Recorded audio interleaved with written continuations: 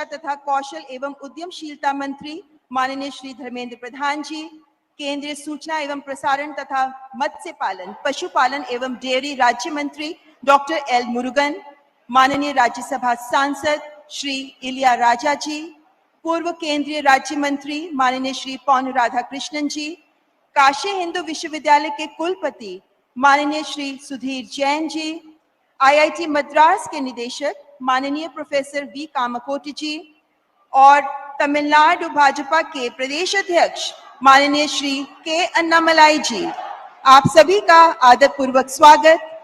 और साथ ही स्वागत करते हैं माननीय गुरुजन आदिनाम जी का भी, और दिल खोल कर स्वागत करते हैं सभी तमिल मेहमानों का और यहाँ उपस्थित सभी अतिथिगण और महानुभाव का भी सहृदय अभिनंदन।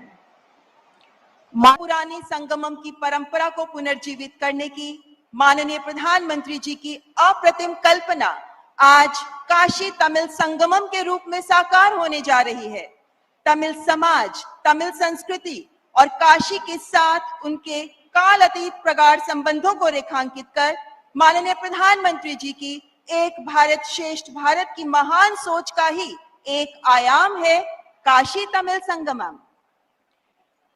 மாண்புமிகு பாரத பிரதமர் அவர்களுக்கு மாண்புமிகு மத்திய கல்வி அமைச்சர் அவர்கள் தமிழ் பாரம்பரிய முறையில் அங்கவஸ்திரம் அணிவித்து நினைவு பரிசினை வழங்கி இப்போது சிறப்பிப்பார்கள்।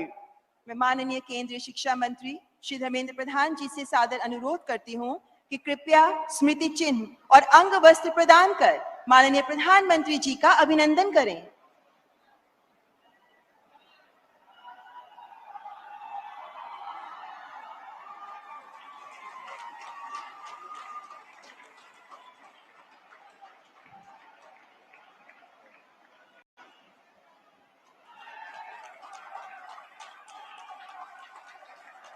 தமிழ் மக்களின் உள்ளத்துக்கு और अब माननीय श्री पौन राधाकृष्णन जी से सादर आग्रह कि कृपया माननीय प्रधानमंत्री जी को पुस्तक काशी तमिलागम कनेक्ट भेंट करें।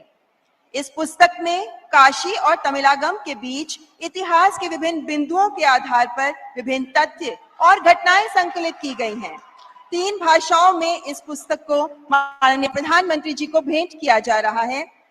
महर्षि अगस्त्य के तमिलनाडु भ्रमण से लेकर काशी के तमिल समाज से जोड़ने वाले विभिन्न प्रसंग इनमें सम्मिलित हैं। बहुत बहुत धन्यवाद। मांडमिक काशी के साथ तमिल का एक बहुत बड़ा पारंपरिक है। रामेश्वर क्षेत्र से मिट्टी लेकर काशी की गंगा में डालकर फिर वापस रामेश्वर में रामनाथ स्वामी को अभिषेक करना है, यही काशी यात्रा का पूर्ति। काशी तमिल संगमम कार्यक्रम के लिए माननीय प्रधानमंत्री के अभिनंदन और धन्यवाद देकर माननीय केंद्र राज्य मंत्री श्री एल मुरुगन जी स्वागत भाषण दिया। पौराणिक नगरी काशी का माननीय प्रधानमंत्री जी की अनुपम कल्पना के अनुरूप विकास करते हुए इसे पुरातन संस्कृति और आधुनिक विकास के समागम की नगरी बनाने में लक्षित सोच के साथ प्रयासरत हैं उत्तर प्रदेश के मुख्यमंत्री माननीय श्री योगी आदित्यनाथ जी। माननीय मुख्यमंत्री जी से मैं अपने विचार साझा करने के लिए आमंत्रित करती हूँ।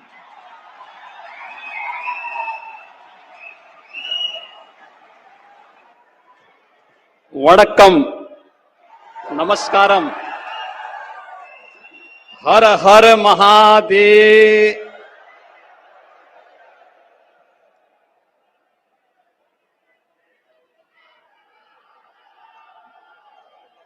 काशी तमिल संगमम के आज के इस उद्घाटन कार्यक्रम में देश के यशस्वी प्रधानमंत्री जी आदरणीय श्री नरेंद्र मोदी जी,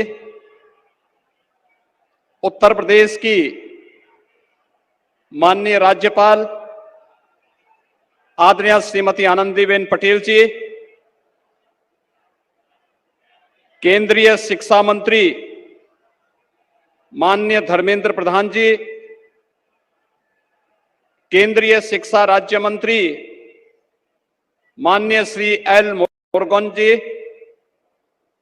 माननीय सांसद श्री लिया राजा, पूर्व केंद्रीय मंत्री माननीय श्री पोन राधाकृष्णन जी, भारतीय जनता पार्टी तमिलनाडु के अध्यक्ष के अन्नामलाई, आईआईटी चेन्नई के निदेशक प्रोफेसर बी कामाकोली, बीएचयू के कुलपति प्रोफेसर सुधीर जैन जी, आज के इस काशी तमिल संगमम के इस कार्यक्रम में तमिलनाडु से पधारे हुए सभी पूज्य अधिनम और उपस्थित सभी भाइयों बहनों, उन गलाई काशील वारावेरी की रोम, काशी में आपका स्वागत है। विश्वेश्वर की पवित्र धरा पर रामेश्वरम की पावन धरा से पधारे सभी अतिथियों और महानुभावों का स्वागत है।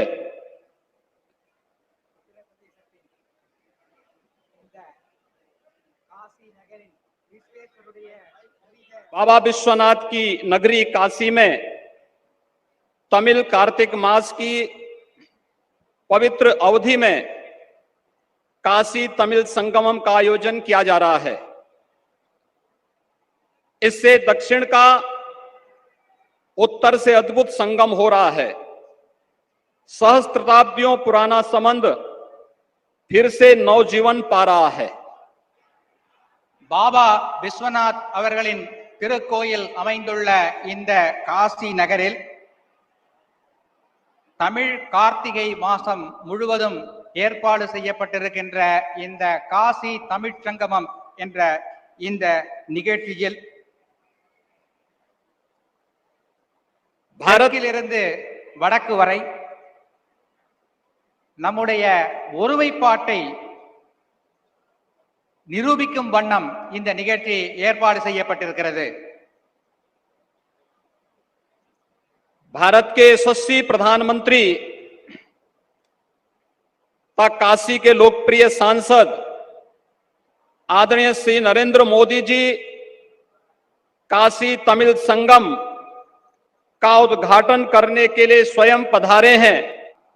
आदरणीय प्रधानमंत्री जी का मैं इस अवसर पर आप सभी की ओर से, उत्तर प्रदेश वासियों की ओर से हृदय से स्वागत एवं अभिनंदन करता हूं। பாரத பிரதமர் மாண்புமிகு திரு நரேந்திர மோடி அவர்களுக்கு இந்த நகரின் மக்கள் அனைவரின் சார்பிலும் உங்கள் சார்பிலும் நான் என் இதயபூர்வமான வணக்கங்களை தெரிவித்துக் கொள்கிறேன்। इस अवसर पर उपस्थित उत्तर प्रदेश की माननीय राज्यपाल तथा केंद्रीय मंत्री माननीय धर्मेंद्र प्रधान जी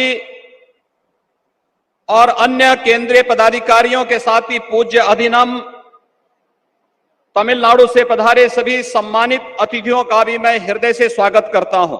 இந்த நிகழ்ச்சியிலே கலந்து கொள்வதற்காக வருகை புரிந்துள்ள உத்தரப்பிரதேச மாநிலத்தின் ஆளுநர் அவர்களையும், மத்திய மந்திரிகள் அவர்களையும், தமிழ்நாட்டிலிருந்து வந்திருக்கின்ற முக்கியமான விருந்தினர்களையும் வரவேற்று நான் வணங்கி மகிழ்கிறேன்। यह आयोजन आजादी के अमृत काल में आदरणीय प्रधानमंत्री जी के एक भारत श्रेष्ठ भारत की परिकल्पना को जीवंत कर रहा है। काशी तमिल संगमम में तमिलनाडु से छात्र, शिक्षक, शिल्पकार, साहित्यकार सहित अध्यात्म, उद्योग जगत, विरासत, नवाचार, व्यवसाय, देवालय व्यवस्था, ग्रामीण पृष्ठभूमि तथा संस्कृति जगत से जुड़े 12 समूह काशी का भ्रमण करेंगे और विषय विशेषज्ञों से संवाद भी करेंगे। इसके अलावा प्रयागराज व अयोध्या भी जाएंगे। भगवान श्री राम द्वारा श्री रामेश्वरम में स्थापित पवित्र ज्योतिर्लिंग और काशी में विराजमान भगवान आदि विशेश्वर पवित्र ज्योतिर्लिंग के रूप में पूजित हैं। यह ज्योतिर्लिंग काशी और तमिलनाडु के संबंधों के केंद्र बिंदु भी हैं। भगवान श्री राम और भगवान शिव के माध्यम से निर्मित इस संबंध सेतु को आदि शंकराचार्य ने भारत के चारों कोनों में पवित्र पीठ की स्थापना कर आगे बढ़ाया। आदरणीय प्रधानमंत्री जी इस महायज्ञ को वर्तमान में गति दे रहे हैं। तमिलनाडु की तेनकासी में भगवान विश्वनाथ का एक प्राचीन मंदिर है। तेनकासी का अर्थ है दक्षिण की काशी। पांड्य वंश के सम्राट पराक्रम पांड्यन से ने काशी से शिवलिंग लाकर तेनकासी में स्थापित किया था। तमिलनाडु में शिव काशी नामक एक पवित्र स्थान भी है। तमिलनाडु काशी के धार्मिक महत्व के कारण देश के सभी भागों के लोग सदियों से यहां आते रहे हैं, जिससे गंगा जी के तट पर बसी यह पवित्र नगरी भारत की धर्म, संस्कृति और आध्यात्मिक चेतना का केंद्र बनी हुई है।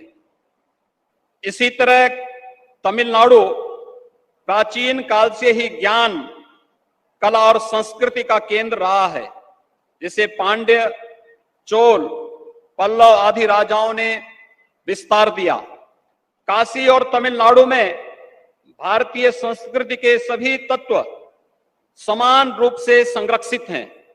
तमिल भाषा का साहित्य अत्यंत प्राचीन और समृद्ध है। यह मान्यता है भगवान शिव के मुंह से जो दो भाषाएं निकली उनमें तमिल और संस्कृत समान रूप से एक साथ निकल करके अपनी समृद्ध साहित्य के लिए जानी जाती है। समस्त भारतीय भाषाएं और उनका साहित्य सभी को अपने में समाहित करता है। यह समावेशी सांस्कृतिक प्रेरणा का स्रोत रहा है, जो समाज में सद्भाव और समरसता बनाए हुए है। काशी तमिल संगमम के आयोजन से तमिलनाडु के हमारे अतिथिगण न केवल काशी सहित उत्तर प्रदेश की समृद्ध सांस्कृतिक विरासत से परिचित होंगे, अपितु उत्तर और दक्षिण के संगम से हमारे सांस्कृतिक एकता को भी सुदृढ़ बनाने में अपना योगदान देंगे। मैं एक बार फिर से आदरणीय प्रधानमंत्री जी का इस अवसर पर आभार व्यक्त करते हुए इस संपूर्ण आयोजन के प्रति अपनी मंगलमय शुभकामनाएं व्यक्त करता हूं। धन्यवाद। जय हिंद।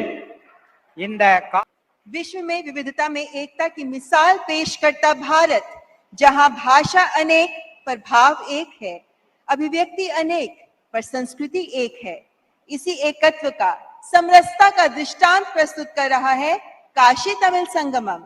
माननीय प्रधानमंत्री जी से विनम्रता पूर्वक आग्रह करती हूं कि कृपया रिमोट का बटन दबाकर काशी तमिल संगमम का उद्घाटन करें।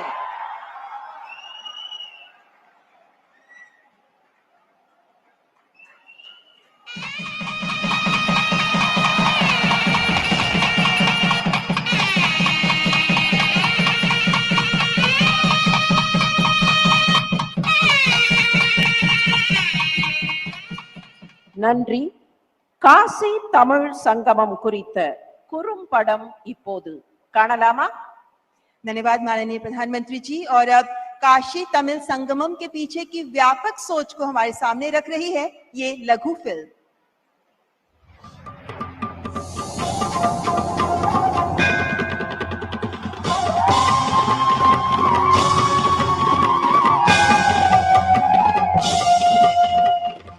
वाराणसी दुनिया का सबसे पौराणिक शहर, तमिलनाडु जिसकी भाषा है सबसे प्राचीन, एक की पहचान है आध्यात्मिक राजधानी की, जहां गंगा की धार के साथ गूंजते हैं पवित्र मंत्र। तो दूसरी ओर है भारतीय ज्ञान प्रणाली का अनमोल खजाना। बौद्धिक, सांस्कृतिक, आध्यात्मिक और कलात्मक क्षेत्रों में दोनों ने अपने हृदय में संजो रखा है ज्ञान की विरासत को। दोनों क्षेत्रों के बीच के इस प्राचीन संबंध का साक्षी बनने जा रहा है काशी तमिल संगमम। यादम उरे यावरुम केडीर, यानी हम सभी स्थानों के लिए अपनेपन का भाव रखते हैं और सभी लोग हमारे अपने हैं। वो त्योहार जो तमिल कैलेंडर के अनुसार कार्तिकेय महीने में मनाया जा रहा है। प्रधानमंत्री नरेंद्र मोदी जी के विजन के अनुरूप शिक्षा मंत्रालय इस कार्यक्रम की पहल को दे रहा है आकार, जिसका मकसद है राष्ट्रीय शिक्षा नीति 2020 के तहत एक ऐसी पीढ़ी का निर्माण जिसमें आधुनिकता की झलक तो हो ही, साथ ही उनमें हो मजबूत जड़ें संस्कृति और लोकाचार की। और एक भारत श्रेष्ठ भारत के उद्देश्य को करना है सार्थक। संगमम में शैक्षणिक कार्यक्रम के तहत एक लंबे अनुभव के लिए तमिलनाडु से 12 ग्रुप के लगभग 2500 प्रतिनिधि काशी का दौरा कर रहे हैं। आपसी चर्चा और ज्ञान के आदान प्रदान के लिए प्रत्येक ग्रुप के विषय से संबंधित विशेष सेमिनार आयोजित किए जा रहे हैं। प्रतिनिधियों के प्रत्येक ग्रुप को अपनी यात्रा के दौरान वाराणसी, सारनाथ, प्रयागराज और अयोध्या का भ्रमण करना है। उत्सव में और भी रंग भरने के लिए हर शाम सांस्कृतिक कार्यक्रम आयोजित किए जा रहे हैं, जिनमें भरतनाट्यम जैसे प्राचीन नृत्य, तमिल लोक नृत्य जैसे कड़ाकट्टम, पोइकल, कुथिरई और तमिल लोक संगीत शामिल हो रहे हैं। तमिलनाडु के स्वतंत्रता सेनानियों के लिए आयोजित प्रदर्शनी में त्याग और बलिदान की झलक मिल रही है। साथ ही हो रही है क्षेत्रीय फिल्मों की स्क्रीनिंग और पुस्तकों का विमोचन भी। इसके अलावा यहाँ वन डिस्ट्रिक्ट वन प्रोडक्ट के तहत सभी प्रकार के हस्तशिल्प और हथकरघा की प्रदर्शनी और उत्पादों की बिक्री के लिए स्टॉल लोगों के लिए हो रहे हैं उपलब्ध। व्यंजन किसी भी संस्कृति के अभिन्न अंग हैं, इसलिए यहाँ तमिल व्यंजनों की कई किस्में विविधता के साथ लगा रही हैं जायके का तड़का। लोगों के दिलों को करीब लाने का ये उत्सव वास्तव में आजादी के अमृत महोत्सव की पेश कर रहा है झलक। हमारी परंपरा के संबंध को फिर से खोजने, अपने जुड़ाव को और भी मजबूत करने और साझा विरासत की समृद्धि का सम्मान करने के लिए आज माननीय प्रधानमंत्री नरेंद्र मोदी जी ने अपने कर कमलों से काशी तमिल संगमम का उद्घाटन किया है।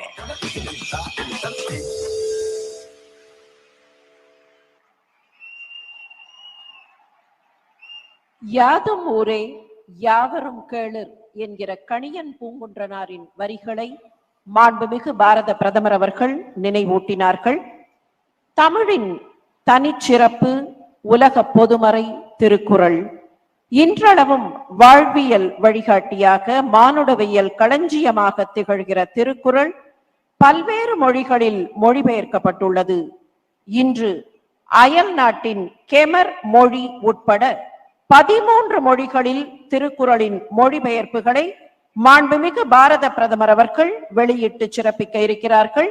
மாண்புமிகு பாரத பிரதமர் அவர்களை திருக்குறளின் மொழிபெயர்ப்புகளை வெளியிட்டு புகழ் சேர்க்குமாறு பணிவன்போடு கேட்டுக்கொள்கிறோம். और अब क्लासिक तमिल साहित्य तिरुकुरल का लोकार्पण माननीय प्रधानमंत्री जी के कर कमलों द्वारा किया जाएगा। मैं माननीय प्रोफेसर वी कामाकोटी जी से विनयपूर्ण आग्रह करती हूँ कि माननीय प्रधानमंत्री जी को तिरुकुरल भेंट करें। आज इस रचना के 13 भाषाओं में अनुवाद का लोकार्पण किया जा रहा है, जिनमें शामिल है कंबोडियाई भाषा कैमर भी।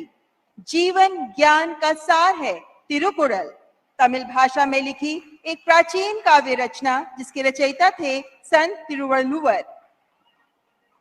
ये कृति जीवन मूल्यों को रेखांकित करती है जो जीवन के हर पहलू का स्पर्श करते हैं।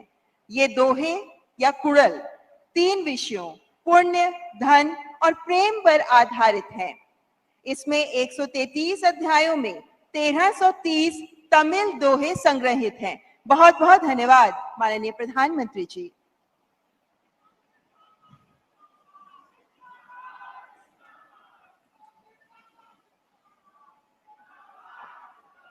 பதிமூன்று மொழிகளில் திருக்குறள் மொழிபெயர்க்கப்பட்டு மாண்புமிகு பாரத பிரதமர் அவர்களால் தற்போது வெளியிடப்பட்டுள்ளது. இந்த நிகழ்ச்சியில் இப்போது ஒரு கலை சங்கமம். தமிழ்நாட்டின் தனிச்சிறப்பு நாதஸ்வரம். மங்கள நிகழ்ச்சிகள் நாதஸ்வர இசையோடு தொடங்குவது மரபு. காசி விஸ்வநாதரின் அருளோடு தொடங்குகிற காசி தமிழ் சங்கமத்தின் தொடக்க விழாவிலும் மங்களநாதம் வழங்க வருகிறார்கள் காசிம் மற்றும் பாபு சகோதரர்கள். புகழ்மிக்க ஷேக் சின்ன மௌலானா அவர்களின் சீடர்களான காசிமும் பாபுவும் சின்ன மௌலானா அவர்களின் வழித்தோன்றல்களும் ஆவர். ஷேக் சின்ன மௌலானா, உஸ்தாத் பிஸ்மில்லா கான் இருவருமே பாரத சுதந்திரத்தின் வெள்ளி விழா ஆண்டில் புதுதில்லியில் தேசிய இசை வழங்க அழைக்கப்பட்டனர் என்பது தமிழ் காசி தொடர்பின் மற்றொரு சிறப்பு. விஸ்வ ஈஸ்வர என்று வேண்டுகிறார்கள் सिंधु भैरवी रागத்தில் रूपक तालத்தில்। और अब समृद्ध तमिल संस्कृति की एक झलक सांस्कृतिक कार्यक्रम के माध्यम से प्रस्तुत है। सबसे पहले ताल रूपक में राग सिद्धू भैरवी पर आधारित रचना विश्वेश्वर दर्शन प्रस्तुत कर रहे हैं प्रसिद्ध तमिल कलाकार कासिम और बाबू।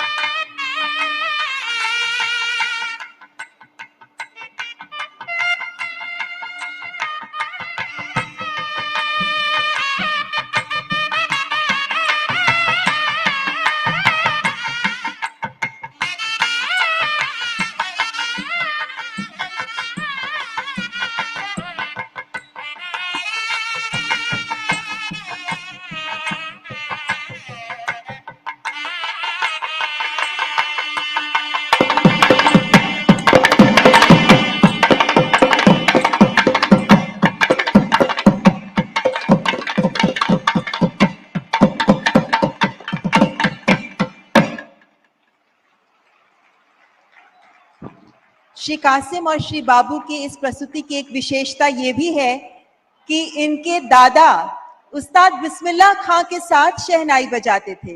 एक बार जोरदार तालियां इन कलाकारों के लिए। இசையையும் தமிழையும் பிரிக்க இயலாது. இசைக்காக தனி இலக்கணம் கண்ட மொழிதான் தமிழ் மொழி. இசை, தமிழ் இந்த இரு பெரும் சிறப்புகளையும் போற்றுகிற வகையில் இப்போது வர இருக்கிறது இசை ஞானி இளையராஜா அவர்களின் சிறப்பு இசை நிகழ்ச்சி.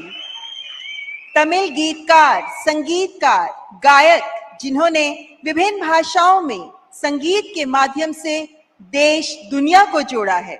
स्वागत करें मैस्ट्रो इलियाराजा जी का।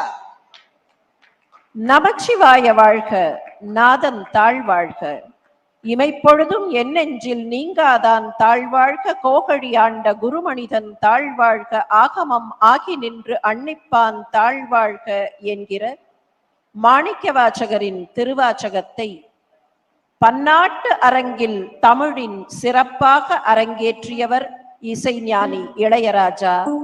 இப்போது காசி விஸ்வநாதரின் அருளோடு இங்கே இசை வழங்க வருகிறார். குரு பிரம்மா குரு விஷ்ணு குரு தேவோ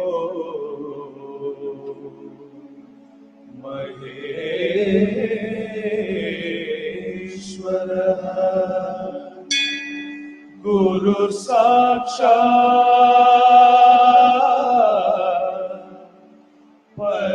परब्रह्मा तस्मै श्री गुरवे नमः तस्मै श्री गुरवे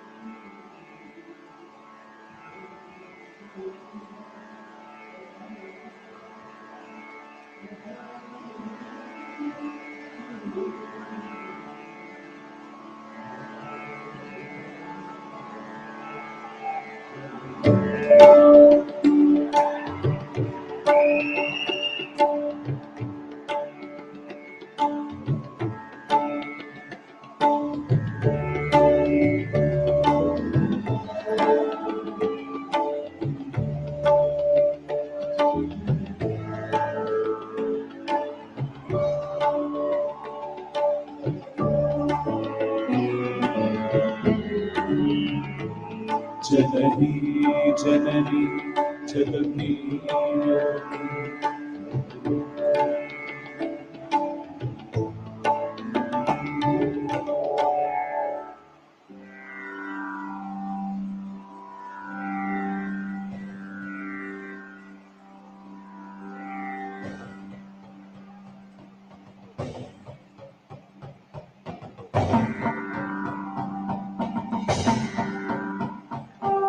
हर हर हर हर हर हर हर हर महादेव हर हर हर हर हर हर हर हर महादेव ओम भैरव रुद्राय महारुद्राय काल रुद्राय कल्पांत रुद्राय वीर रुद्राय रुद्र रुद्र रुद्राय घोर रुद्राय अघोर रुद्राय मार्तांड रुद्राय अंड रुद्राय ब्रह्मांड रुद्राय चंड रुद्राय प्रचंड रुद्राय दंड रुद्राय शूर रुद्राय वीर रुद्राय भव रुद्राय भीम रुद्राय अतल रुद्राय वितल रुद्राय सुदल रुद्राय महातल रुद्राय अजातल रुद्राय तलातल रुद्राय पाताल रुद्राय नमो नमः।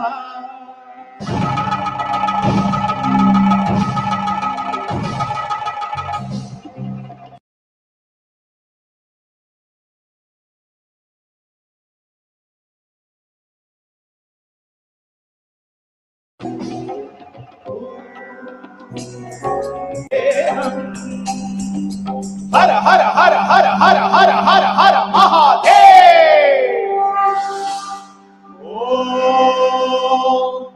ओम नमः सोमाय च रुद्राय च नमस्ताम्राय च अरुणाय च नमः शृंगाय च पशुपतये च नमः उग्राय च भीमाय च नमो अग्रे वधाय च धूरे वधाय च नमो हन्त्रे च हनीयसे च नमो वृक्षेभ्यो हरिकेशेभ्यो नमः ताराय नमः शम्भवे च मयोभवे च नमः शंकराय च मयस्कराय च नमः शिवाय च शिवतराय च।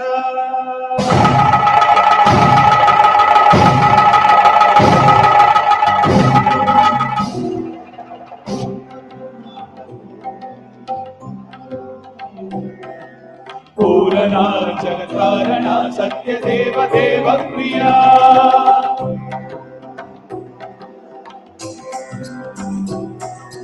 निष्कला दुष्ट निग्रह सप्तलोक संरक्षणा श्वेत ऋषभ वाहना त्रिपुरनाशनर्दना व्योमकेश महासेन जनक पंचभद्र परशुभद्र नमः। ओम शिवोऽहम् रुद्रनामं भजेऽहम् ओम शिवोऽहम् रुद्रनामं भजेऽहम्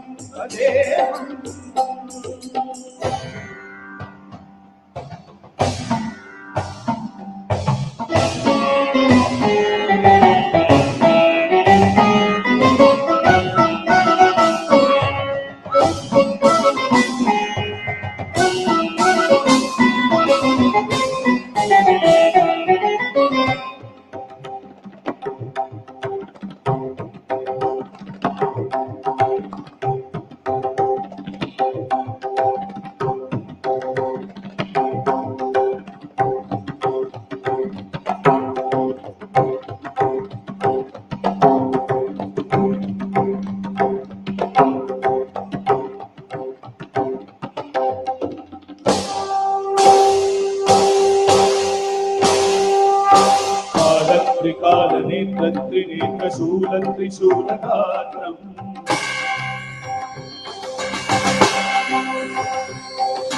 सत्यप्रभाव दिव्य प्रकाश मंत्र स्वरूप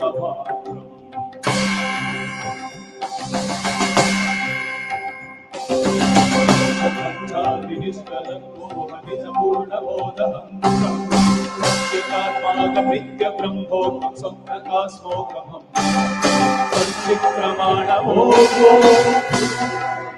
ओम ओम ओम गण गण गण गण गण गण गण गण सगशंग सप्त विहरति डम डम डम डम डुम डुम डुम डुम शिव डम डुम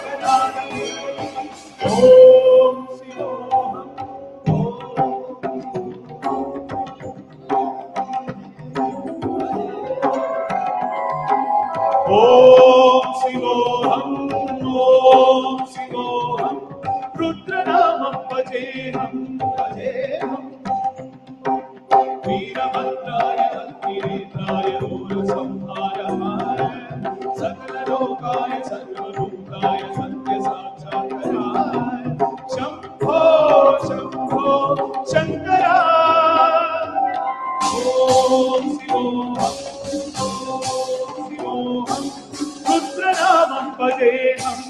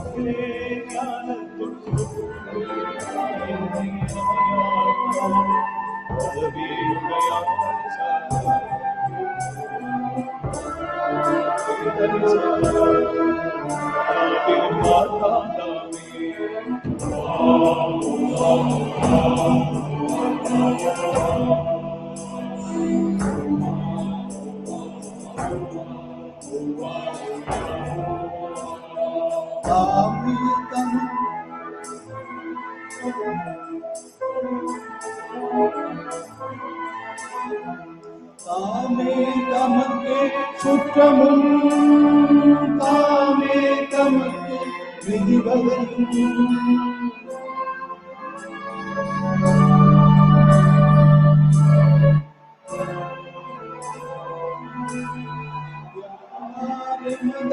பாசம் யார் என்ன மாயம் மாயம் இவை போக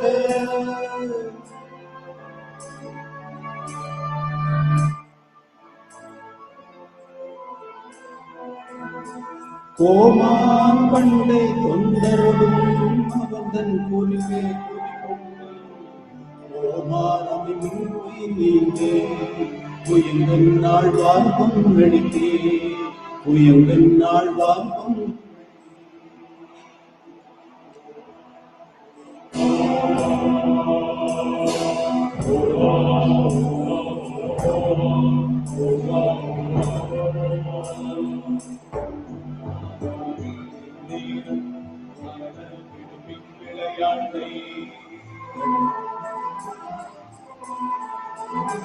தடிசே வந்தடைந்து கடைகொண்டிருமின் திருப்பொலிப்பை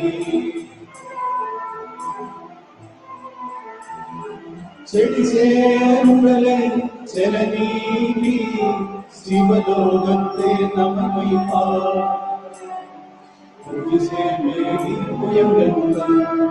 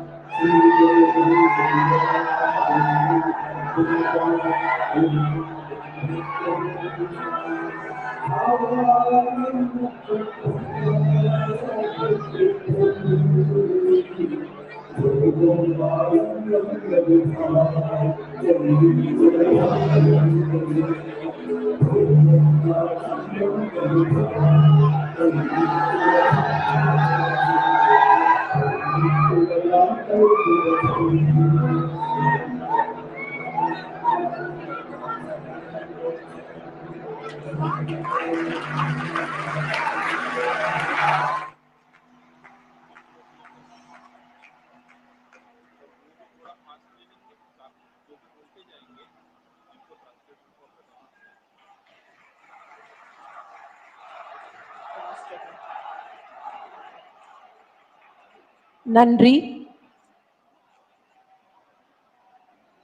மந்திர உச்சாடனங்களை கற்பதற்காகவே, முறையாக கற்பதற்காகவே பாரதத்தின் பல்வேறு பகுதிகளிலே இருந்து தமிழ்நாட்டின் வேதவதி நதிக்கரை காஞ்சிபுரத்திற்கும், உத்தரப்பிரதேசத்தின் கங்கை ஆற்றங்கரை காசிக்கும் பண்டிதர்கள் பலமுறை வந்ததாக பழைய வரலாறும் பதிவுகளும் தெரிவிக்கின்றன. வெள்ளை விழிசங்கின் பேரரவம் கேட்டிலையோ என்றே கேட்கிறாள் ஆண்டாள் நாச்சியார். இப்போது சங்கநாதமும், அந்த சங்கநாதத்தை தொடர்ந்து मंदिर उच्चारणங்களும்। और अब प्रस्तुत है शंखनाद के साथ मंत्रोच्चारण।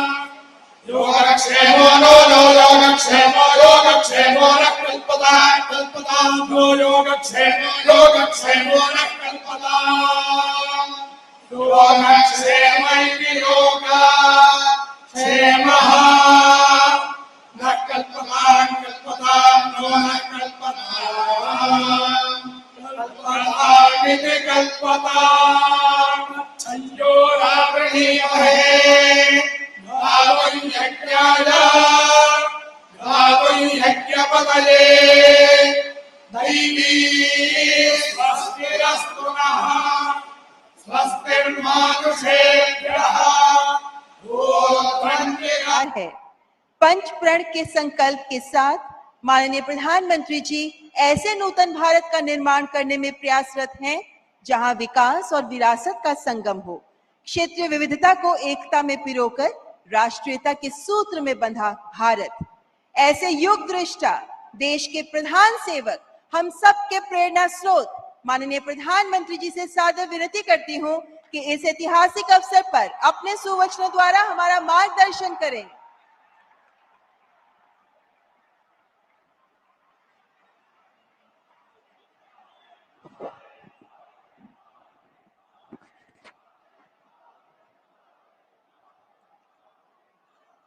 हर हर महादेव। वणक्कम काशी, वणक्कम तमिलनाडु। कार्यक्रम में उपस्थित उत्तर प्रदेश की गवर्नर आनंदीबेन पटेल, मुख्यमंत्री श्रीमान योगी आदित्यनाथ जी, केंद्रीय कैबिनेट में मेरे सहयोगी श्री धर्मेंद्र प्रधान जी, श्री एल मुरुगन जी, पूर्व केंद्रीय मंत्री पोन राधाकृष्णन जी, विश्व प्रसिद्ध संगीतकार और राज्यसभा के सदस्य इलैया राजा जी, बीएचयू के vice chancellor Sudhir Jain, IIT Madras के डायरेक्टर प्रोफेसर कामकोटी जी, अन्य सभी महानुभाव और तमिलनाडु से मेरी काशी में पधारे सभी मेरे सम्मानित अतिथिगण, देवी और सज्जनों, विश्व के सबसे प्राचीन जीवन शहर काशी की पावन धरती पर आप सभी को देखकर आज मन बहुत ही प्रसन्न हो गया, बहुत ही अच्छा लग रहा है। मैं आप सभी का महादेव की नगरी काशी में काशिल तमिल संगमम में हृदय से स्वागत करता हूं।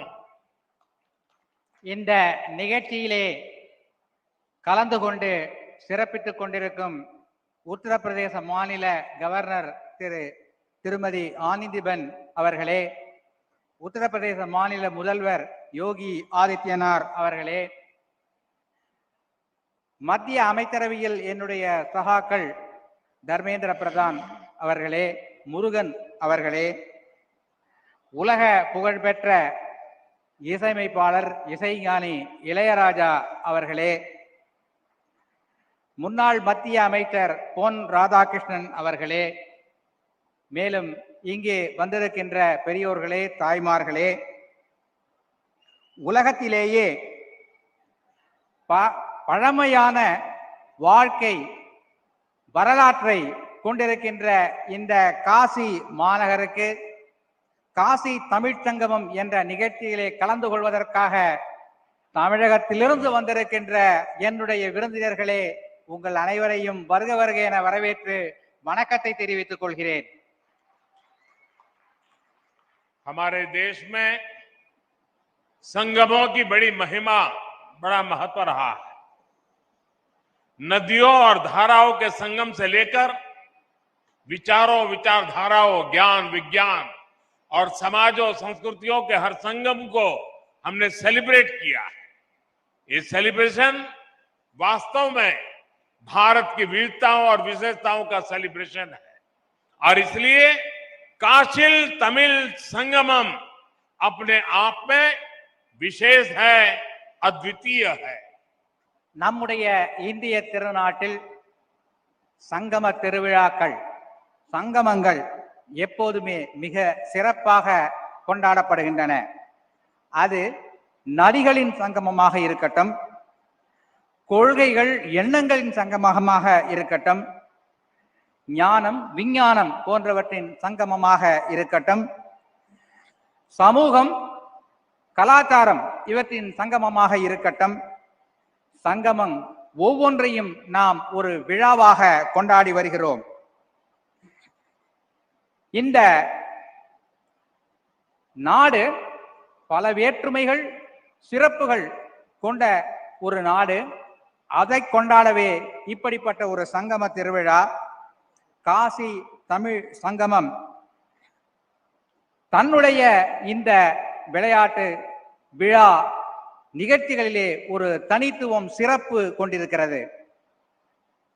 आज हमारे सामने एक और पूरे भारत को अपने आप में समेटे हमारी सांस्कृतिक राजधानी काशी है, तो दूसरी ओर भारत की प्राचीनता और गौरव का केंद्र हमारा तमिलनाडु और तमिल संस्कृति है।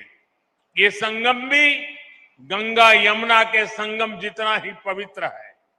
ये गंगा यमुना जितनी ही अनंत संभावनाओं और सामर्थ्य को समेटे हुए है। காசி என்ற இந்த திருநகரம் பழமை வாய்ந்தது, சிறப்பு வாய்ந்தது. அதை போலவே தமிழ்நாடும் பழமை வாய்ந்தது, கலாச்சார பெருமை வாய்ந்தது. இந்த இரண்டு நகரங்களின் சங்கமம் இங்கே இந்த நிகழ்ச்சியின் மூலமாக, இந்த ஒரு மாத கால நிகழ்ச்சியின் மூலமாக நடக்கவிருக்கிறது. मैं काशी और तमिलनाडु के सभी लोगों का इस आयोजन के लिए हार्दिक बधाई देता हूं। मैं देश के शिक्षा मंत्रालय और उत्तर प्रदेश सरकार को भी शुभकामनाएं देता हूं, जिन्होंने एक माह के इस व्यापक कार्यक्रम को साकार किया है। इसमें बीएचयू और आईआईटी मद्रास जैसे महत्वपूर्ण शिक्षा संस्थान भी सहयोग कर रहे हैं। विशेष रूप से मैं काशी और तमिलनाडु के विद्वानों का, छात्रों का अभिनंदन करता हूं। காசியில் உள்ள மக்களுக்கும் தமிழ்நாட்டு மக்களுக்கும் நான் என்னுடைய நன்றியை தெரிவித்துக் கொள்கிறேன். நாட்டின் கல்வி அமைச்சகம், உத்தரப்பிரதேசத்தின் மாநில அரசு இரண்டும் இணைந்து இந்த விழாவுக்கான ஏற்பாடுகளை செய்திருக்கிறது. பனாரஸ் இந்து யூனிவர்சிட்டி, ஐஐடி மெட்ராஸ் இரண்டும் இணைந்து ஏற்பாடுகளை கவனித்திருக்கிறது. குறிப்பாக தமிழ்நாட்டின் வித்வான்களுக்கு நான் என்னுடைய நன்றியை தெரிவித்துக் கொள்கிறேன்.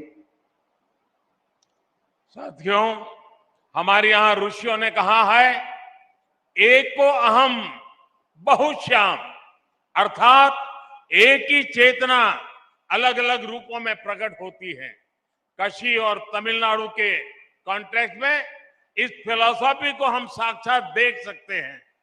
நண்பர்களே, நம் நாட்டில் ஒரு கொள்கை உள்ளது. ஏகோ அகம் பகுஷ்யாம் என்பது அந்த கொள்கை. அதாவது ஒரே உண்மை, ஆனால் அது பல ரூபங்களில் வெளிப்படுகிறது என்பதாகும். காசியும் தமிழ்நாடும் இந்த விஷயத்தில் ஒன்றிணைந்து இருக்கிறது என்பது என்னுடைய எண்ணம். काशी और तमिलनाडु दोनों ही संस्कृति और सभ्यता के टाइमलेस सेंटर्स हैं। दोनों क्षेत्र संस्कृत और तमिल जैसी विश्व की सबसे प्राचीन भाषाओं के केंद्र है। काशी में बाबा विश्वनाथ है तो तमिलनाडु में भगवान रामेश्वरम का आशीर्वाद है।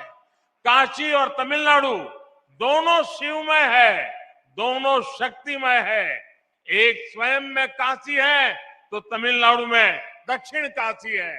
काशी कांची के रूप में दोनों की सप्तपुरियों में अपनी महत्ता है। காசியும் தமிழ்நாடும் இரண்டுமே தன்னுடைய கலாச்சாரத்தில் சிறந்து விளங்குகிறது. இரண்டு இடங்களும் வடமொழி சம்ஸ்கிருதம், தமிழ் இரண்டு மொழிகளிலும் சிறந்து விளங்குகிறது. காசியினுடைய பாபா விஸ்வநாத்தும் ராமேஸ்வரத்தினுடைய ராமேஸ்வரரும் பெருமை சேர்க்கிறார்கள். காசி தமிழ்நாடு இரண்டும் சிவமயமானது, சக்திமயமானது. காசி தமிழ்நாடு இரண்டும் திருக்கோயில்களுக்கு பிரபலமானது. தமிழகத்திலே காசி, தென்காசி என்ற ஊர் பிரபலமானது. காசி, காஞ்சி இந்த இரண்டு நகரங்களும் 7 முக்கியமான நகரங்களில் ஒன்றானவை. काशी और तमिलनाडु दोनों संगीत, साहित्य और कला के अद्भुत स्रोत भी हैं। काशी का तबला और तमिलनाडु का तन्नुमाई। काशी में बनारसी साड़ी मिलेगी तो तमिलनाडु का कांजीवरम सिल्क पूरी दुनिया में फेमस है। காசி தமிழ்நாடு இரண்டுமே கலை, கலாச்சாரம், தங்களுடைய பண்பாடு ஆகியவற்றில் சிறந்து விளங்குகின்றன. காசியிலே தபேலா என்றால் தமிழகத்திலே தன்னுமை சிறந்து விளங்குகிறது. காசியிலே காசிப்பட்டு சிறந்தது என்றால் தமிழகத்திலே காஞ்சிப்பட்டு சிறந்து விளங்குகிறது. दोनों भारतीय अध्यात्म के सबसे महान आचार्यों की जन्मभूमि और कर्मभूमि है। काशी भक्त तुलसी की धरती तो तमिलनाडु संत तिरुवल्लुवर की भक्ति भूमि। आप जीवन के हर क्षेत्र में, लाइफ के हर डायमेंशन में काशी और तमिलनाडु के अलग अलग रंगों में इस एक जैसी ऊर्जा के दर्शन कर सकते हैं। காஞ்சியும் தமிழ்நாடும் பல்வேறு தலைவர்கள், யுக புருஷர்களின் ஜென்மபூமி. காசியிலே துளசிதாசர் பிறந்தார் என்றால் தமிழகத்திலே திருவள்ளுவர் பிறந்து தமிழின் பெருமையை வளப்படுத்தி இருக்கிறார். உங்களுடைய வாழ்க்கையில் பல்வேறு வகையான தத்துவங்களை இந்த காசியும் தமிழ்நாடும் அளிக்க வல்லது என்பதை நான் சொல்ல விரும்புகிறேன். आज भी तमिल विवाह परंपरा में काशी यात्रा का जिक्र होता है, यानी तमिल युवाओं के जीवन की नई यात्रा से काशी यात्रा को जोड़ा जाता है। ये है तमिल दिलों में काशी के लिए अविनाशी प्रेम, जो न अतीत में कभी मिटा न भविष्य में कभी मिटेगा।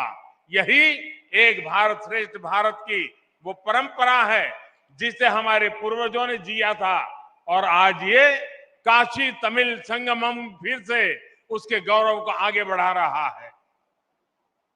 தமிழகத்தின் திருமணங்களிலே காசி யாத்திரை என்று ஒரு நிகழ்ச்சி உண்டு. தன்னுடைய வாழ்க்கையின் ஒரு புதிய அத்தியாயத்தை தொடங்கும் முன்னர் திருமணத்தின் மணமகன் காசி யாத்திரை செல்வதாக அங்கே ஒரு வழக்கம் உண்டு. இவ்வாறு காசிக்கும் தமிழ்நாட்டிற்கும் இடையே ஒரு நீண்ட பந்தம் நெடுங்காலமாக இருந்து வருகிறது. साथियों, काशी के निर्माण में, काशी के विकास में भी तमिलनाडु ने अभूतपूर्व योगदान दिया है। तमिलनाडु में जन्मे डॉक्टर सर्वपल्ली राधाकृष्णन बीएचयू के पूर्व कुलपति थे। उनके योगदान को आज भी बीएचयू याद करता है। श्री राजेश्वर शास्त्री जैसे तमिल मूल के प्रसिद्ध वैदिक विद्वान काशी में रहे। उन्होंने रामघाट पर सांगवेद विद्यालय की स्थापना की। ऐसे ही पट्टाभिराम शास्त्री जी जो कि हनुमान घाट में रहते थे, उन्हें भी काशी के लोग याद करते हैं। காசியை நிர்மாணித்ததில் காசியின் வளர்ச்சியில் தமிழர்களின் பங்கு பல உள்ளது. எடுத்துக்காட்டாக சர்வப்பள்ளி ராதாகிருஷ்ணன் அவர்கள் பனாரஸ் இந்து யூனிவர்சிட்டியின் வளர்ச்சிக்கு பெரும் பங்காற்றியுள்ளார். இதனை இன்றும் பனாரஸ் இந்து யூனிவர்சிட்டி நினைத்து பார்க்கிறது. இவர் மட்டுமல்ல, ராஜேஸ்வர் சாஸ்திரி என்பவர் ராம்காட் பகுதியில் ஒரு சாமவேத பாடசாலை நிறுவி இங்கே வேதம் வளர துணை புரிந்திருக்கிறார்.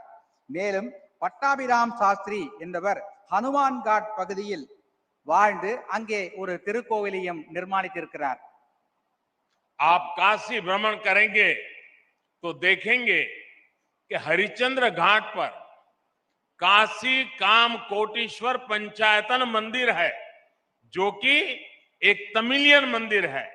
केदार घाट पर भी 200 वर्ष पुराना कुमार स्वामी मठ है तथा मार्कंडेय आश्रम है। यहाँ हनुमान घाट और केदार घाट के आसपास बड़ी संख्या में तमिलनाडु के लोग रहते हैं, जिन्होंने पीढ़ियों से काशी के लिए अभूतपूर्व योगदान दिए हैं। இங்கே நீங்கள் காசி நகரை சுற்றி பார்க்கவிருக்கிறீர்கள். ஹரிச்சந்திர காட் என்கின்ற அந்த படித்துறைக்கு அருகிலே காசி காமகோட்டீஸ்வர் பஞ்சாயத்தன் திருக்கோயில் அமைந்திருக்கிறது. அதனை பார்ப்பீர்கள். இது தமிழ்நாட்டின் ஒரு பண்பாட்டை காட்டுகின்ற ஒரு கோயில். அதுபோலவே கேதார் காட் பகுதியில் 200 வருட பழமையான குமாரசாமி மடமும் மார்க்கண்டேய ஆசிரமும் இருக்கிறது. ஹனுமான்காட் பகுதியில் தமிழ்நாட்டை சேர்ந்த பலர் வசிக்கிறார்கள். இவற்றையெல்லாம் நீங்கள் இந்த காசியை சுற்றி பார்க்கும் போது பார்ப்பீர்கள். तमिलनाडु की एक और महान विभूति, महान कवि श्री सुब्रमण्यम भारती जी, जो कि महान स्वतंत्रता सेनानी भी थे, वो भी कितने समय तक काशी में रहे। यही मिशन कॉलेज और जयनारायण कॉलेज में उन्होंने पढ़ाई की थी। काशी से वो ऐसे जुड़े कि काशी उनका हिस्सा बन गई। कहते हैं कि अपनी पॉपुलर मूछें भी उन्होंने यही रखी थी। ऐसे कितने ही व्यक्तित्वों ने, कितनी ही परंपराओं ने, कितनी ही आस्थाओं ने काशी और तमिलनाडु को राष्ट्रीय एकता के सूत्र से जोड़कर रखा है। अब बीएचयू ने सुब्रमण्यम भारती के नाम से चेयर की स्थापना करके अपना गौरव और बढ़ाया है। தமிழ்நாட்டை சேர்ந்த மற்றொரு மிகவும் முக்கியமான நபர் மகாகவி சுப்பிரமணிய பாரதியார் இங்கே காசியிலே வாழ்ந்திருக்கிறார். பல ஆண்டு காலம் வாழ்ந்திருக்கிறார். அவர் இங்கே மிஷன் கல்லூரியிலும் ஜெயநாராயண் கல்லூரியிலும் படித்திருக்கிறார். காசியிலேதான் அவர் தன்னுடைய முறுக்கு மீசையை வைக்க ஆரம்பித்தார் என்று சொல்லுகிறார்கள். நம்முடைய பனாரஸ் இந்து யூனிவர்சிட்டி பாரதியார் இருக்கை என்ற ஒரு இருக்கையை ஏற்படுத்தி பாரதியாரையும் தமிழையும் சிறப்பிக்கவிருக்கிறது. साथियों, काशी तमिल संगमम का ये आयोजन तब हो रहा है जब भारत ने अपनी आजादी के अमृत काल में प्रवेश किया है। अमृत काल में हमारे संकल्प पूरे देश की एकता और एकजुट प्रयासों से पूरे होंगे। भारत वो राष्ट्र है जिसने हजारों वर्षों से संबो मनासी जानताम के मंत्र से एक दूसरे के मनों को जानते हुए, सम्मान करते हुए स्वाभाविक सांस्कृतिक एकता को जिया है। காஷ்மீர் காசி தமிழ் சங்கமம் என்ற இந்த நிகழ்ச்சி சுதந்திரத்தின் அமிர்த காலமான இந்த தொடக்க காலத்தில் நடைபெறுகிறது. நம்முடைய நாட்டில் சம்போ மனசி ஜான்தாம் என்ற ஒரு பழமொழி உண்டு. இதன் பொருள் என்னவென்றால், ஒருவருக்கொருவர் மனதை புரிந்து கொண்டு நடக்க வேண்டும் என்பதுதான். இந்த காசி தமிழ்ச்சங்கமம் நிகழ்ச்சி இதைத்தான் வெளிப்படுத்துகிறது. हमारे देश में सुबह उठकर सौराष्ट्र सोमनाथम से लेकर सेतु बंधे तु रामेशम तक 12 ज्योतिर्लिंगों के स्मरण की परंपरा है। हम देश की आध्यात्मिक एकता को याद करके हमारा दिन शुरू करते हैं। हम स्नान करते समय पूजा करते समय भी मंत्र पढ़ते हैं, गंगे च यमुने चैव गोदावरी सरस्वती नर्मदे सिंधु कावेरी जले अस्मिन् सन्निधिं कुरु। अर्थात गंगा यमुना से लेकर गोदावरी और कावेरी तक सभी नदियां हमारे जल में निवास करें, यानी हम पूरे भारत की नदियों में स्नान करने की भावना करते हैं। நாம் காலையில் எழுந்ததும் சொல்லுகின்ற ஒரு மந்திர ஸ்லோகம் என்னவென்றால், சௌராஷ்டிரே சோமநாதம் என்பதிலிருந்து தொடங்கி சேதுபந்தேது ராமேஸ்வர் என்ற அந்த 12 ஜோதிர்லிங்கங்களை பற்றி நாம் சொல்லி அவற்றை மனதிலே நினைத்து நம்முடைய நாளை தொடங்குகிறோம். இவ்வாறு தேச ஒற்றுமை உணர்வை தூண்டுகின்ற அந்த ஒரு ஸ்லோகத்தோடு தான் நமது நாள் தொடங்குகிறது. அது மட்டுமல்ல, பூஜை செய்யும் போதும் குளிக்கும் போதும் கங்கேஜ யமுனே தெய்வ கோதாவரி சரஸ்வதி நர்மதே சிந்து காவேரி ஜலேஸ்மின் சந்நிதிம் குரு என்கின்ற மந்திரத்தை சொல்லுகிறோம். இதன் பொருள் என்னவென்றால், கங்கை, யமுனை, கோதாவரி, காவேரி போன்ற அந்த புனித நதிகளின் ஆசீர்வாதங்கள், அதிலே குளித்த புண்ணியம் நமக்கு கிடைக்கட்டும் என்பதாகும். இவ்வாறு தேச ஒற்றுமை என்பதைத்தான் இந்த மந்திரங்கள் எல்லாம் நமக்கு உணர்த்துகின்றன. हमें आजादी के बाद हजारों वर्षों की इस परंपरा को, इस विरासत को मजबूत करना था, इस देश का एकता सूत्र बनाना था, लेकिन दुर्भाग्य से इसके लिए बहुत प्रयास नहीं किए गए। काशी तमिल संगमम आज इस संकल्प के लिए एक प्लेटफॉर्म बनेगा। ये हमें हमारे इस कर्तव्यों का बोध कराएगा और राष्ट्रीय एकता को मजबूत करने के लिए ऊर्जा देगा। சுதந்திரம் அடைந்த பிறகு நாம் இந்த தேச ஒற்றுமையை வளர்க்கும் இந்த செயலை செய்து நாட்டை வளப்படுத்தி இருக்க வேண்டும். ஆனால் பல்வேறு காரணங்களாக இது நடக்காமல் போய்விட்டது. இப்போது இந்த காசி தமிழ்ச்சங்கமம் என்ற இந்த போன்ற நிகழ்ச்சிகளின் மூலம் தேச ஒற்றுமையை வளர்க்கின்ற பணியை நாம் செய்யவிருக்கிறோம். साथियों, भारत का स्वरूप क्या है, शरीर क्या है, ये विष्णु पुराण का एक श्लोक हमें बताता है, जो कहता है, उत्तरम यत् समुद्रस्य हिमाद्रश्चैव दक्षिणम वर्षम तद भारतम नाम भारतीयत्र संतति। अर्थात भारत वो जो हिमालय से हिंद महासागर तक की सभी विविधताओं और विशेषताओं को समेटे हुए है और उसकी हर संतान भारतीय है। நம்முடைய நாடு என்றால் என்ன, இதனுடைய இந்த பரப்பு, உடல், சரீரம் என்பது என்ன என்பதை பற்றி விஷ்ணு புராணத்தில் ஒரு ஸ்லோகம் உள்ளது. இந்த ஸ்லோகம் சொல்கின்ற கருத்து என்னவென்றால், வடக்கே இமாலயத்திலிருந்து தெற்கிலே குமரி வரை இந்த நாடு நம்முடைய ஒற்றுமைகள், வேற்றுமைகள் இவற்றோடு பலமாக விளங்குகின்ற ஒரு நாடு என்று சொல்லுகிறது. भारत की इन जड़ों को, इन रूट्स को अगर हमें अनुभव करना है तो हम देख सकते हैं कि उत्तर और दक्षिण हजारों किलोमीटर दूर होते हुए भी कितने करीब है। संगम तमिल साहित्य में हजारों मील दूर बहती गंगा का गौरवगान किया गया था। तमिल ग्रंथ कलितोगे में वाराणसी के लोगों की प्रशंसा की गई है। हमारे पूर्वजों ने तिरुपुगल के जरिए भगवान मुरुगा और काशी की महिमा एक साथ गाई थी।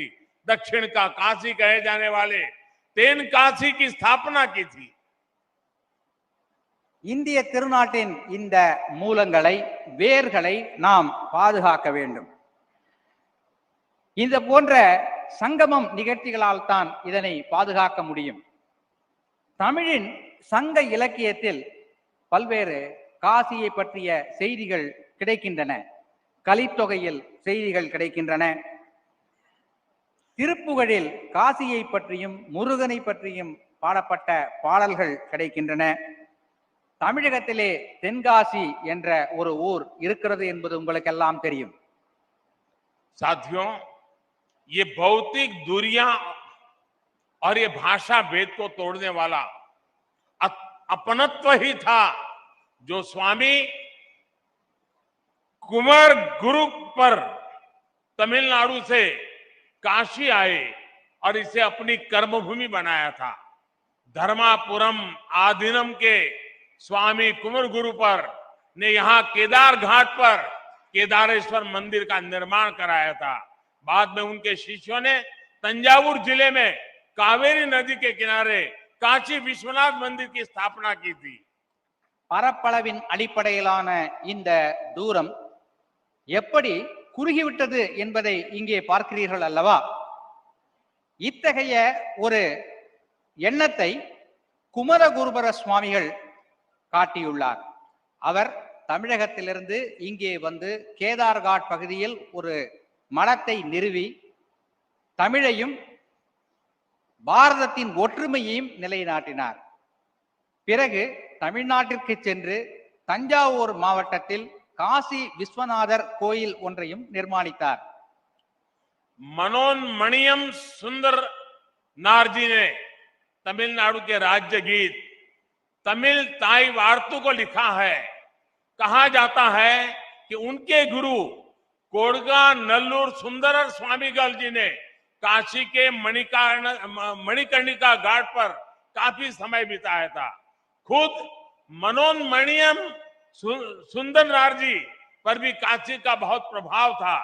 तमिलनाडु में जन्म लेने वाले रामानुजाचार्य जैसे संत भी हजारों मील चलकर काशी से कश्मीर तक की यात्रा करते थे। आज भी उनके ज्ञान को प्रमाण माना जाता है। மனோன்மணியம் சுந்தரனார் அவருடைய குருநாதர். மனோன்மணியம் சுந்தரனார் தமிழ்தாய் வாழ்த்தினை எழுதியவர்.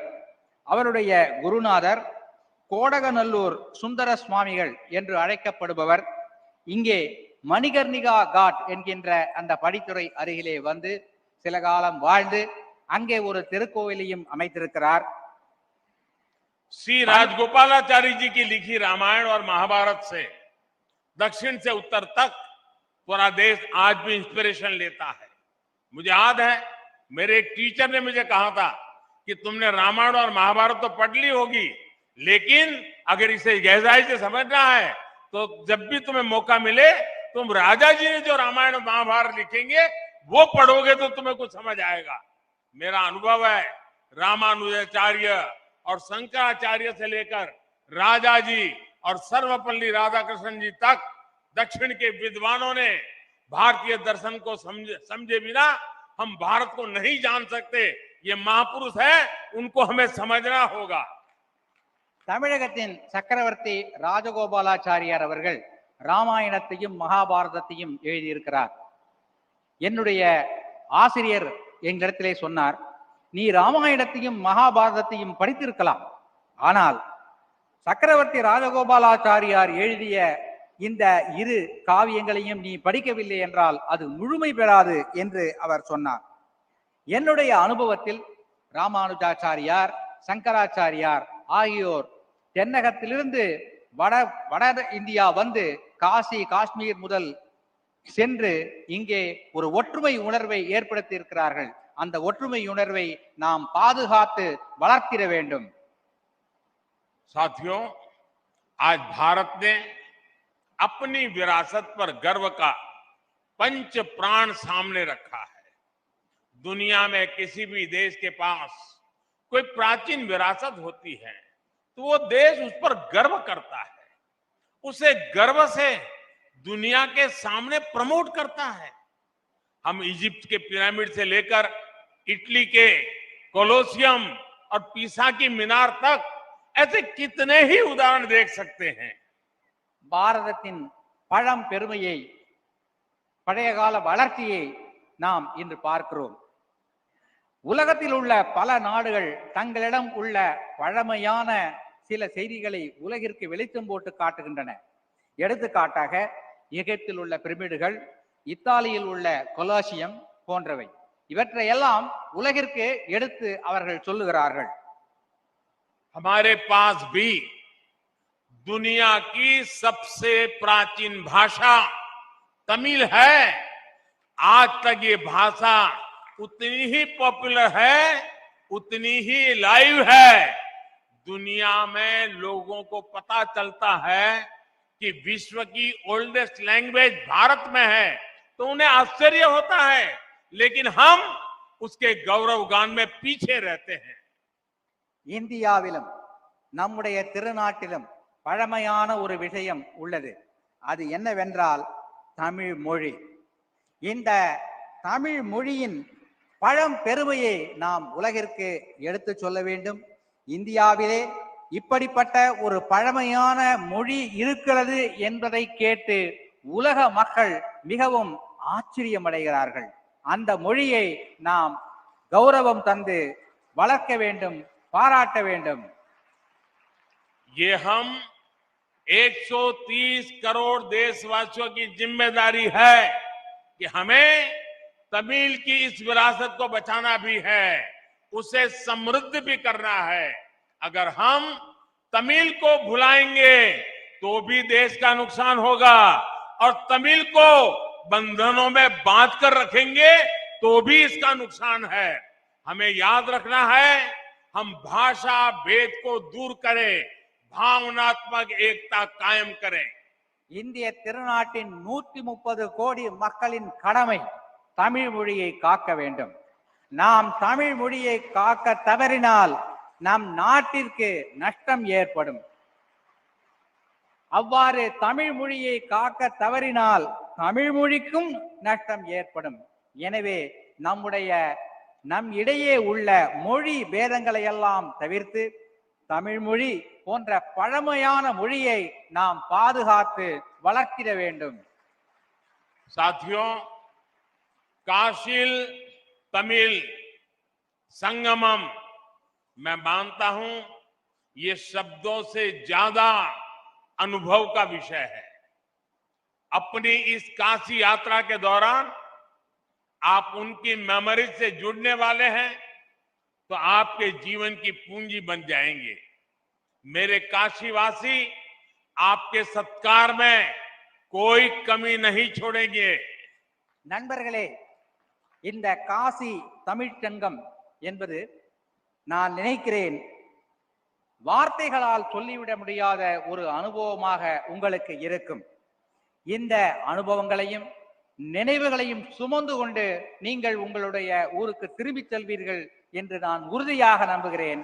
அத்தகைய எண்ணத்தை, நினைவினை இந்த காசி நகரத்து மக்கள் உங்களுக்கு அளிப்பார்கள் என்ற உறுதியான நம்பிக்கை எனக்கு இருக்கிறது.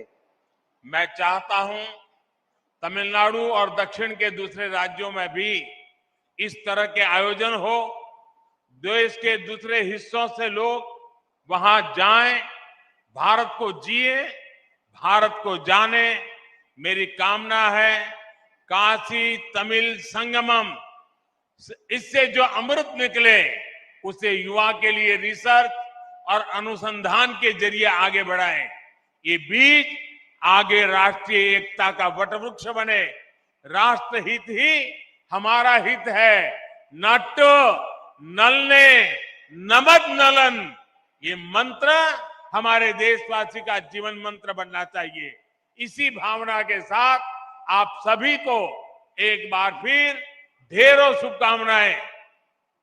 இந்த காசி தமிழ் சங்கமம் நிகழ்ச்சி போல பல மாநிலங்களிலிருந்தும் மக்கள் இங்கே வர வேண்டும். இங்கிருந்தும் தமிழ்நாட்டிற்கு பிற மாநிலங்களுக்கு மக்கள் செல்ல வேண்டும்.